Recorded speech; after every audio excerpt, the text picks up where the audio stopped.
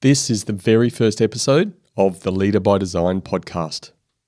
Today, I'm going to share with you what this podcast is about, why I started it, and how you can get the most out of each episode. So stay tuned.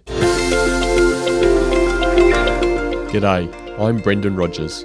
I've built a thriving business creating confident leaders who achieve the results they always wanted, along with the lifestyle they always dreamed of. How do you become a confident leader? By focusing on three key areas: developing character, building competence, and creating connection. This is the Leader by Design podcast. Thanks for tuning in. I'm your host, Brendan Rogers. Although every leader's journey is unique to them, creating confident leaders is done by design. Through my own leadership journey of more than 30 years, I know the design of confident leadership needs a deliberate focus on three key areas: developing character, building competence, and creating connection. I also learnt that everything you need to become a confident leader and successful leader is already within you. On the Leader by Design podcast, I'll share knowledge, information, tools, and templates that will help bring out your innate confidence. I'll keep it simple, practical, and make it easy to implement. That's how we grow your confidence. This way, you can lead your business with confidence. You can lead your team with confidence. You can grow your business with confidence. You'll achieve the results you always wanted, and you'll live the lifestyle you always dreamed of living. My personal leadership journey first started, not that I realised, but when I was 10 years of age. I had the opportunity to lead my school football team. I had no idea what leadership meant at the time. All I thought it meant was that I could be first onto the field at the front of the line as the teams walked on the pitch. What I did know was how to play football. I was a reasonable player. What I also knew, that I liked to lead by example, and I wanted to set an example by being the best player I could be on the field. That seemed to work that day, and I helped my team win the game. I had many leadership opportunities during my football career. I made it to a semi-professional level. And at 21 years of age, I was the youngest ever captain of a semi-professional state league football team. Leading from the front, leading by example, and trying to be the best that you could be at football guided me pretty well.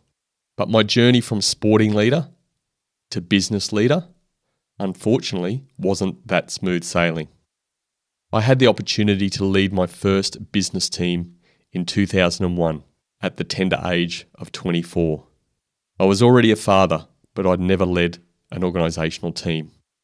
I didn't realise at the time that the experiences I'd had leading sporting teams would eventually stand me in good stead leading organisational teams. But when I first led that team in 2001, I knew I had the technical competence to lead the team. And what I mean by technical competence is I knew the industry very well. I knew how to serve customers very well. So I was able to help my team around the technical aspects of learning the role. But what I didn't have, or I thought I didn't have, was the leadership competence, or the awareness of my own strengths and weaknesses of character. I'd always been great at creating connection with people, but my lack of leadership competence and self-awareness at 24 years of age started to damage my ability to maintain the connection within my team. Early on in this experience, I had to create a roster. Creating a roster was no problems at all. What I didn't understand was the dynamics within the team, what people would like to do within the roster. It became a nightmare. And it was as a result of this experience where I made a decision. I had to make a decision. Do I sink or do I swim as a leader? At that time, I took it upon myself to learn as much as I could about leadership, to learn about developing myself and my character, to learn about developing my own leadership competence and furthering my ability to create connection, and more importantly, become more confident in my leadership to be able to maintain and strengthen connection within my team. Through this insatiable appetite for improving my confidence as a leader, I also became fascinated with improvement, not only personal improvement, but business improvement. This was the fork in the road. At 24 years of age, this was the spark to bring me to where I am today. During my almost 25 years of corporate experience, I had the opportunity to lead many local teams, to lead national teams, and to lead international teams. I led system implementations and business improvement projects. I managed financial budgets, often larger than many small businesses. I had to learn many tough lessons across my experiences, and I also had many, many happy memories through this leadership journey. One of the happiest and most satisfying and fulfilling leadership experiences I've had in more recent years is when my wife and I became foster carers. Helping children love, helping children learn to be loved and have a safe place to call home. This foster caring experience or experiences teaches me every day and reinforces so many leadership skills I've had the opportunity to develop over the years. Leadership is a continuous growth opportunity. It's about growing yourself, developing your character, developing and building your competence as a leader, and growing your ability to create connection.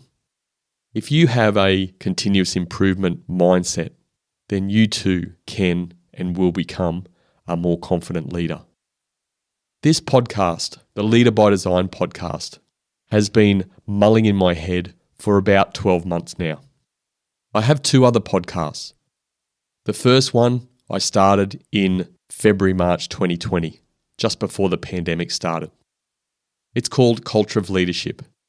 And that podcast allows me to interview fantastic people, fantastic business leaders, fantastic sporting leaders from all around the world, getting them to share their personal experiences, their journeys about leadership.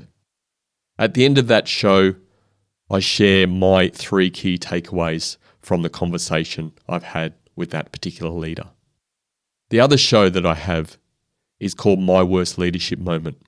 It's a series show, shorter form content. I still interview people about their worst leadership moment. They choose the moment, they share the story, they unpack the consequences of that moment, what they learnt, and how it shaped them in their leadership journey moving forward.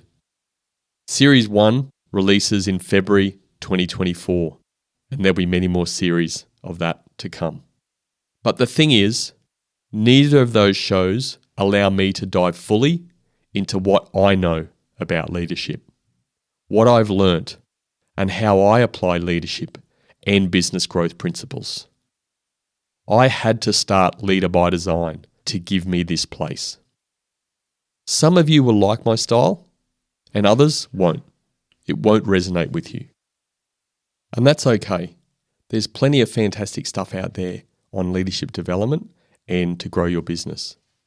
But the only place you'll find my stuff is right here on the Leader by Design podcast. There will be times where I bring in either my one-on-one clients or my digital product clients to share their success stories about how they've developed as a more confident leader and what that's meant for themselves, their business, their growth, and their teams. Leaders are learning. Leaders are always learning. And to get the most out of leading and growing a business requires you to learn consistently. My goal is for the Leader by Design podcast to be your go-to free resource for this learning.